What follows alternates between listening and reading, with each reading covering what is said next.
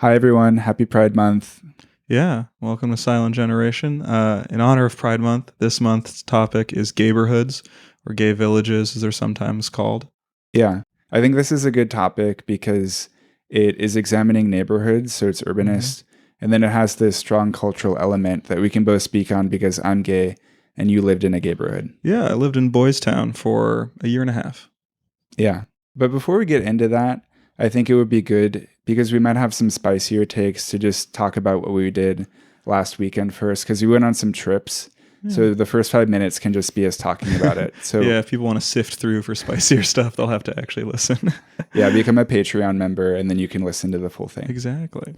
But where did you go last weekend? I went to Las Vegas. I hadn't been back in Vegas in 8 years. I'd grown up there, ages like 10 to 18, so extremely formative.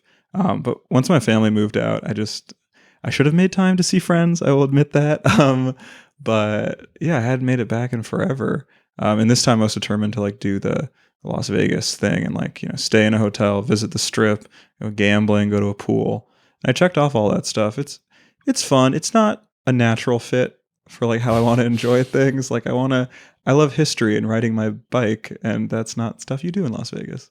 Yeah, I think the interesting thing about vacationing in Las Vegas is it's both like really good for adults, but it's also theoretically very good for kids too, because you can leave them in a bunch of places. It's kind of a family oriented trip, but to do adult things. Yeah, that was like something I am very interested. I think since I just love like investigating and history and stuff, I think I like tried to learn a lot about Las Vegas out of boredom, basically.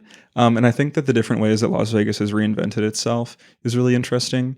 The family pivot first kind of happened in the 70s with themed hotels like Circus, but I think it really like pulled off in earnest in the 2000s, maybe more so.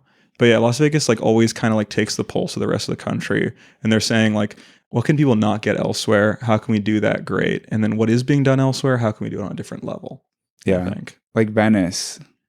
Like Venice, yes.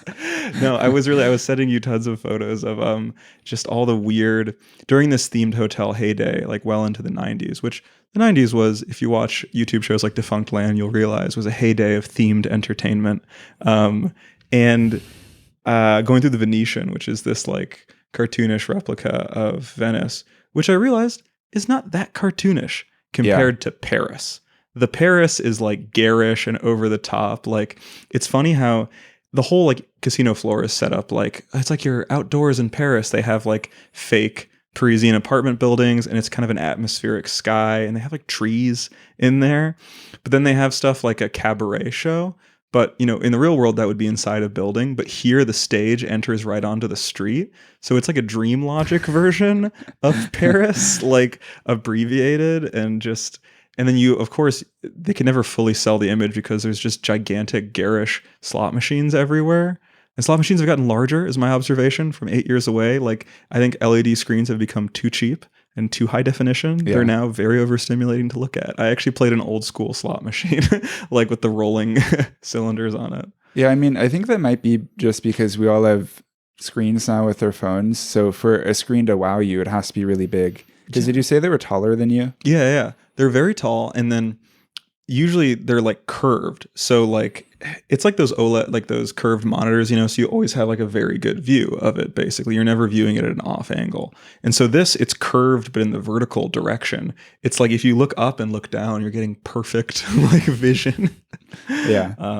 So you did do some gambling there. Yeah, my friend goaded me into she put in 20, I put in $2 into a slot machine, and we won 260 off of a single pull that then like won us more pulls. And then we took that to the Baccarat table, which I was excited for because that seems to be the most cool and European of all gambling games.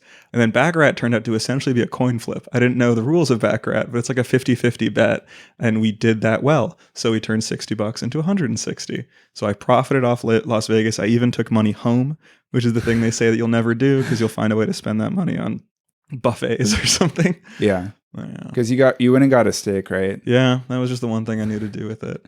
Would you go to Las Vegas, you think? I would probably go once, and I would also gamble once and see how I did, and then hopefully call it early after I'd made some money like you did. Mm-hmm. I famously once went to Dave & Buster's and played the SpongeBob coin pusher game for like 2 hours.